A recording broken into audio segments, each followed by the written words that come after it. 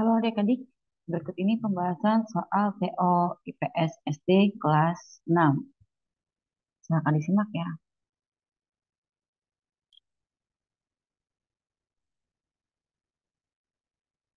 Untuk soal nomor 61, perhatikan tabel di bawah ini.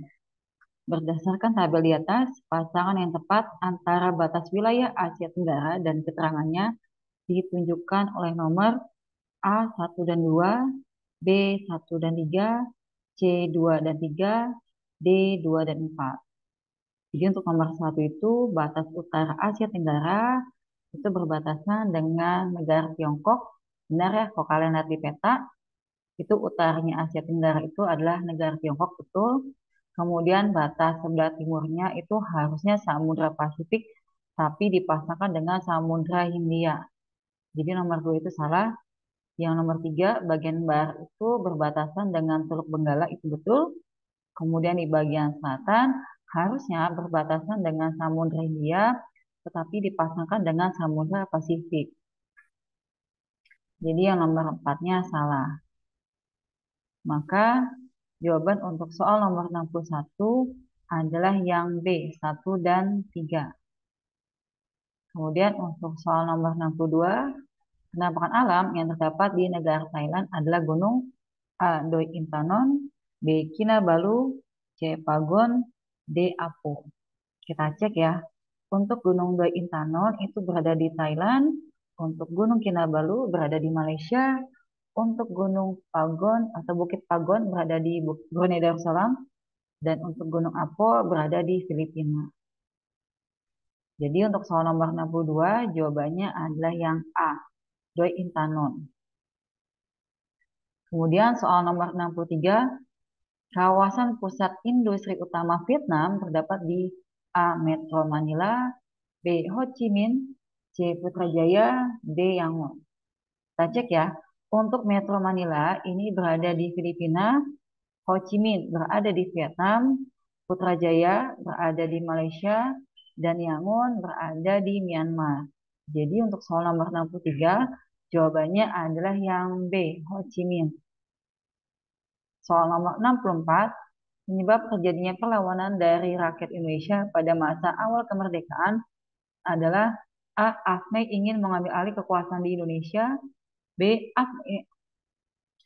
AFNE bertugas untuk menegakkan dan memelihara kondisi damai, C. AFNE datang bersama Nika yang ingin menguasai kembali Indonesia, D. AFNE ingin melanjutkan kekuasaan Jepang di Indonesia.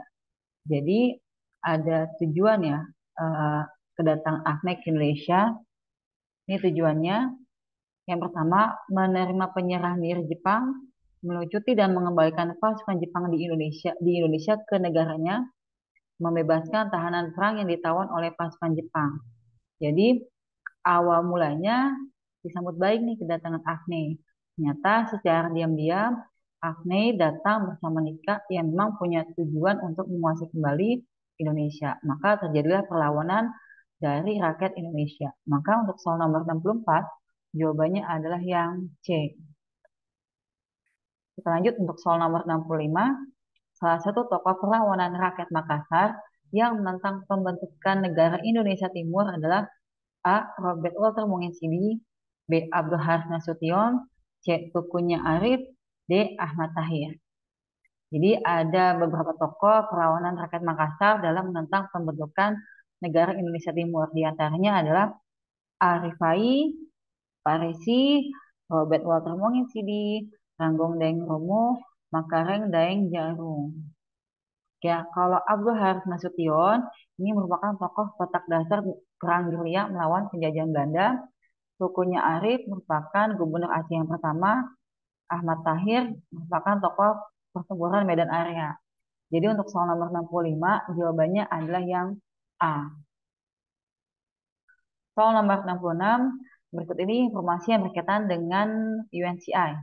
United Nations Commission for Indonesia adalah A. Komisi yang terbentuk setelah agresi militer Belanda I pada tahun 1947.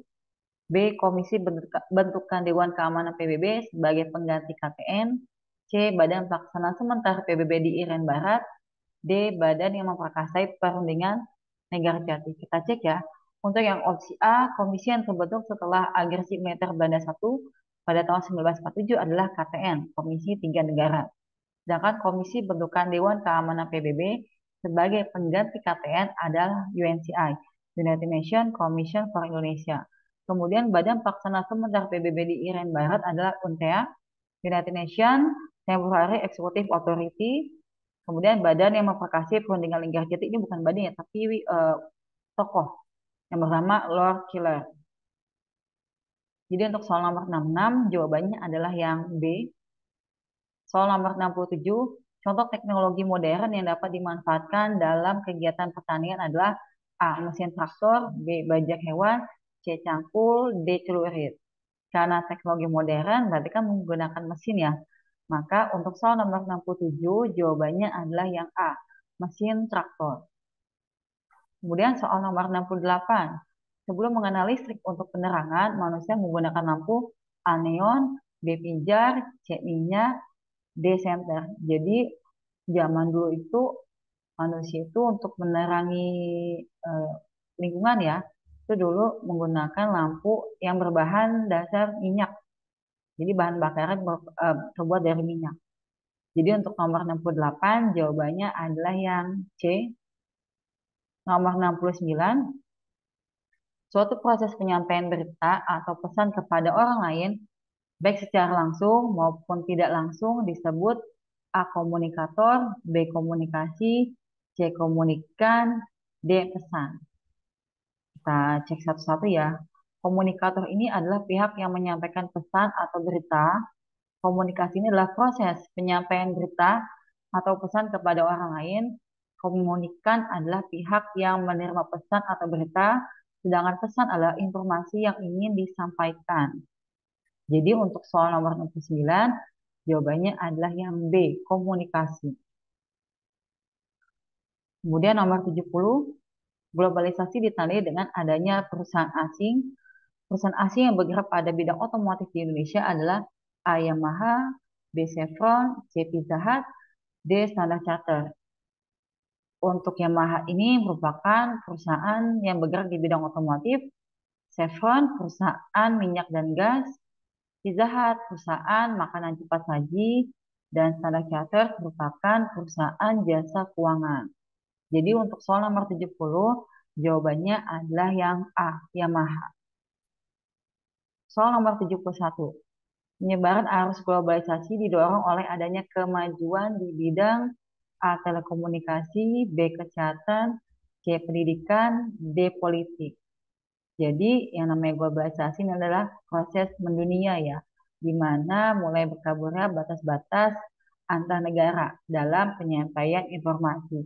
Nah, untuk mendukung kemajuan komunikasi ya, atau untuk mendukung kemajuan globalisasi, maka dibutuhkan kemajuan di bidang telekomunikasi. Jadi nomor 71 jawabannya adalah yang A. Nomor 72, peran Indonesia di era globalisasi untuk menjaga perdamaian adalah A. Melakukan pertukaran pelajar, B. Terlibat dalam menyelesaikan persengketaan internasional, C. Terlibat dalam perdagangan internasional, D. Melakukan misi pertukaran budaya. Kalau melakukan pertukaran pelajar, ini di bidang pendidikan. Terlibat dalam menyelesaikan persengketaan internasional, ini merupakan peran Indonesia di bidang politik dan keamanan. Terlibat dalam perdagangan internasional, ini di bidang ekonomi. Melakukan misi pertukaran budaya, ini di bidang budaya. Yang ditanyakan adalah peran Indonesia dalam menjaga perdamaian. Maka jawabannya adalah yang B. Terlibat dalam menyelesaikan persengketaan internasional. Kita lanjut nomor 73. Perhatikan tabel di bawah ini. Akan dilihat ya tabelnya. Kemudian berdasarkan tabel di atas, pasangan yang tepat antara bentuk kerjasama dan pengertiannya ditunjukkan oleh nomor A1, B2, C3, D4. Untuk yang nomor 1, bilateral, ini kan kerjasama dua negara, tapi dipasangkan dengan kerjasama antar kawasan. Jadi nomor 1 itu salah. Yang regional harusnya kerjasama antar negara, tapi dalam satu kawasan. Oke ya. Yang nomor 2 ini benar, kerjasama satu kawasan. Antar regional kerjasama antar kawasan, tetapi malah dipasangkan dengan kerjasama semua negara. Jadi nomor 3 salah. Yang nomor 4 internasional ini kerjasama semua negara. Salah ya, karena dia dipasangkan dengan kerjasama dua negara. Maka jawaban yang paling tepat adalah yang B. Kemudian untuk soal nomor 74, berikut ini merupakan contoh kerjasama ekspor barang adalah A. Warga Singapura melakukan perjalanan wisata ke Bali. B. Negara Malaysia membeli kerajinan dari Indonesia. D. Brunei Darussalam memproduksi minyak bumi. D. Negara Thailand mengirim beras ke Indonesia. Kita bahas dulu ya apa itu ekspor dan impor. Jadi kegiatan ekspor itu adalah mengirim barang dan jasa ke luar negeri. Kemudian kegiatan impor itu menerima barang atau jasa dari luar negeri.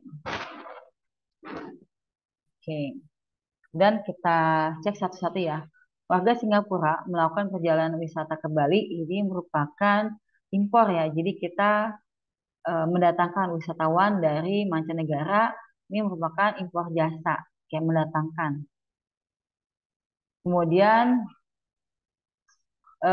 negara Malaysia membeli kerajinan dari Indonesia. Ya,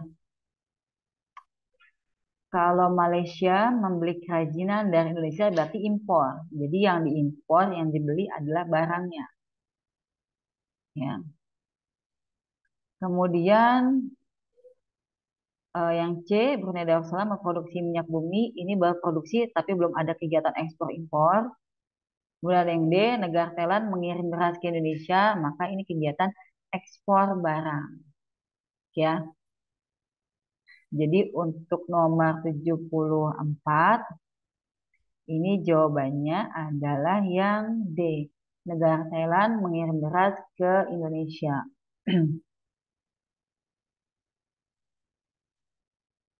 Kemudian nomor 75. Pendapatan negara yang didapatkan dari kegiatan ekonomi ekspor disebut A. Devisa, B. Deflasi, C. Inflasi, D. Depresiasi. Oke, kita bahas satu-satu ya. Untuk devisa ini merupakan alat pembayaran luar negeri yang dapat ditukarkan dengan uang luar negeri. Jadi kalau kita ekspor barang, nanti kita akan mendapatkan pendapatan itu berupa devisa. Sedangkan deflasi sebuah kondisi saat harga barang yang ada di dalam sebuah negara mengalami penurunan. Inflasi itu kebalikan dari deflasi, kenaikan harga barang dan jasa secara umum dan terus-menerus dalam jangka waktu tertentu. Kemudian depresiasi, penurunan nilai pasar suatu aset dari waktu ke waktu. Jadi untuk soal nomor 75, jawabannya adalah yang A, devisa. Sekian pembahasan kali ini. Terima kasih.